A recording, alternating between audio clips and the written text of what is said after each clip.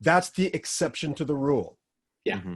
Totally. If I could provide perspective as being the only comedian amongst us, and I would like to give it from this perspective. I don't know why that hurt me. Like, I know I'm not Yeah. a comedian, but I'm like offended by Oh, that. I'm sorry. I guess I missed you all working out your new shit in the open mics.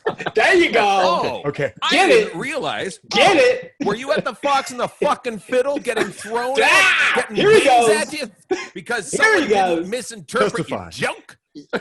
High five. Listen, Virtual Ellen. high five. Testify. Virtual high Oh, five. wait. God damn it. You'll notice I didn't say actor. Yeah.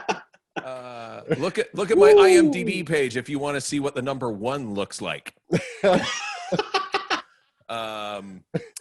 I got a little hot on the collar. I Right. got the vapors. So, it was so He's hot. been let's- holding hot back is so for a hot while. now. Let's Oh my breathe. God. Let's breathe. Let's breathe. Wow. Yeah, that's You what we saw need. that? More angry white men on the scene. Yeah. A little bit. Beautiful.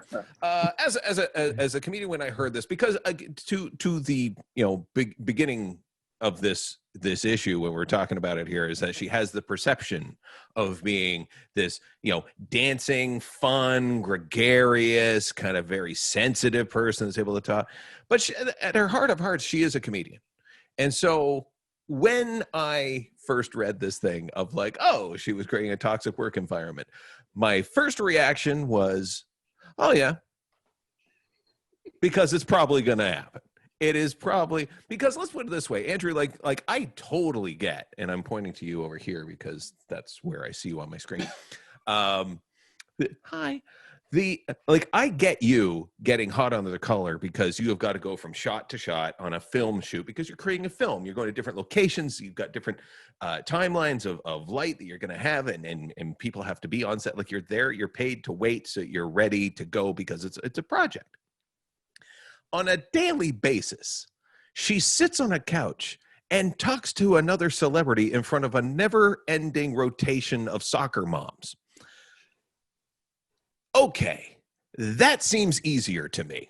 So there's going to be something other in the scene, like whether it's a segment producer that is holding her up, whether it's like the people in the day that are not coordinating the audience properly or whatever. My friend Derek Forgy, he works at the Social. So he's an audience coordinator there. So he is constantly seeing a churn of audience that he's got to get up he tells stories of the workplace, and it has nothing to do with anything on set. Those workplaces can be good, and he never has a problem with the people on set. He's never been treated poorly. Everything kind of works as a well-oiled machine. So it really just becomes, who is the person truly, right? When you get enough power, when you get enough money, all it's going to do is amplify the person you are. Now, I'm not discounting anything that these people have said in their allegations, but I would say that if we're looking at Ellen, if there is something that's going to be done, you look at the person and you go, what is their core like, and how is that amplified, right? You know what? When you were first talking about comedians, I was laughing, and that's because comedians remind me very much of rock drummers. It takes a very specific personality that is possibly not very functional on a social level. We are broken people. Like, there's not, this is something you'll never hear a comedian say, well, I feel well-rounded. I agree. And I also want to make sure that the point is understood that I honestly think that there should not be toxic environments on the set. I think that I think everybody has to work towards, creating work environments where people are respected. And that if there are conflicts, because of course there are going to be conflicts, that there's a reasonable expectation of resolution, and that even if you disagree with someone, you're respectful. So I honestly believe, and that's the kind of environment that I try to create, but I honestly believe that human beings have a tendency to just, tend towards toxicity. Yeah, I know. But, and you need people. The devil.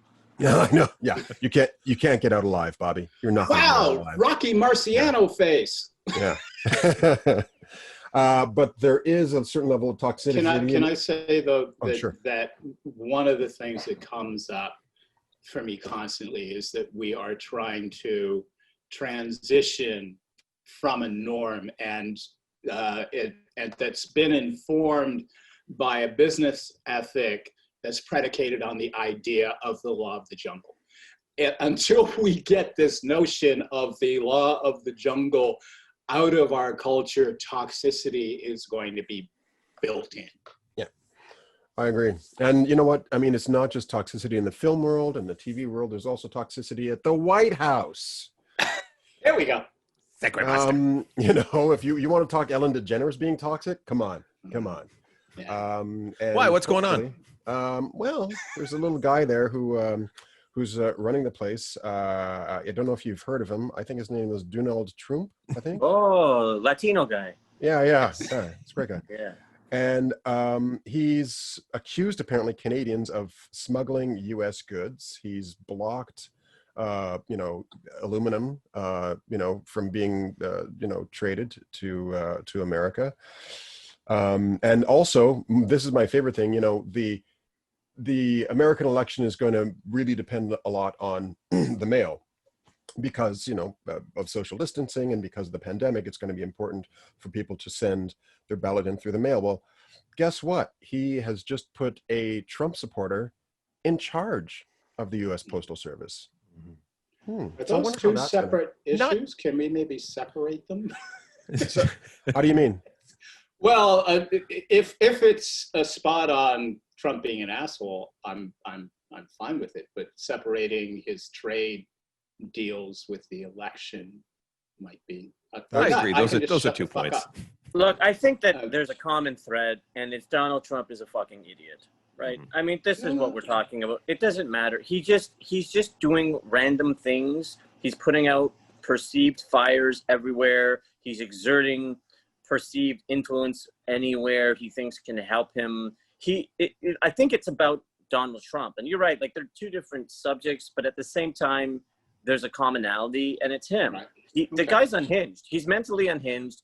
And I think that you can't understand his actions through the lens of logic, right? Like, I think you have to view him through personality, because it's just this sort of authoritative, narcissistic, it's like constant exhibitions of power. Like, I think that's how he views himself. He's almost like a supervillain. Yeah, but where it's not that I disagree with what you're saying, but looking at the broader picture, we all exhibit traits from our life experience, right? Like how we find success in life is largely based in our environment. And when you look at Donald Trump, raised by his father, who might have been a Ku Klux Klan member. Not might. Yeah, okay. I was trying to be nice Not to might. white people. Not might. So you look at his legacy of just ensuring that Black people weren't in any of his buildings. You look at the toxicity of his life, of being raised by that kind of father, who taught him at a very young age that you crush opposition, that lying and cheating is just part of the game.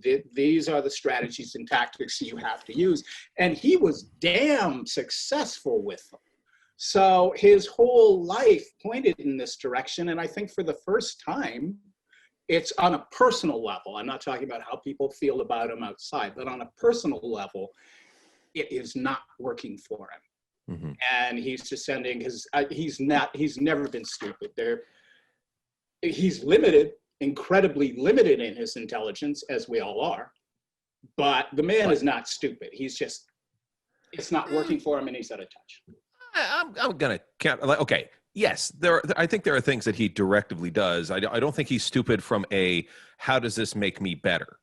Like, that is the only prism that he sees light coming through, is how does this impact me? It has nothing to do with the country around him, which is why he is constantly like, oh, maybe hydrochloroquine is something. It isn't. Oh, maybe we'll build a wall. You aren't. Like, it's all these stupid goddamn things of like, no, to pick apart sort of these two things. So he lands his tariff against Canadian aluminum, saying that Canadians are sneaking stuff over the border. By the way, when I was a kid, we called that Christmas shopping in Watertown. That's what that was. And my favorite thing is that Trudeau, once again, love him or hate him, goes, okay, we'll do this dance again, and just, tariffed him back. And it's like, okay, we got this, don't worry. And he's going to do the same thing he did the first time there were tariffs before the NAFTA 2.0, which is he will target the very specific businesses that are being, they'll be drawn here. Okay, I hope you like your swing states of Ohio being fucking gutted, because that's what's going to happen again. They'll get angry and it'll calm down. So that's the cool thing. The Postmaster General stuff. The Louis DeJoy is the guy that you're thinking of, Yeah. who is the Postmaster General. He has given hundreds of thousands of dollars this year to the Republican Party and Donald Trump personally for the campaigns. He also has, among his other vestments, shares in XPO and UPS. Now, I don't know if you know who those people are. They are direct competition to the fucking post office. So, and in a Trump speech today, he said the reason the only way that the Postal Service could actually handle the votes is if I give them this money. And he's not giving them the money. So he has literally said on camera, I am taking the election. I has just think said it's it on wasted.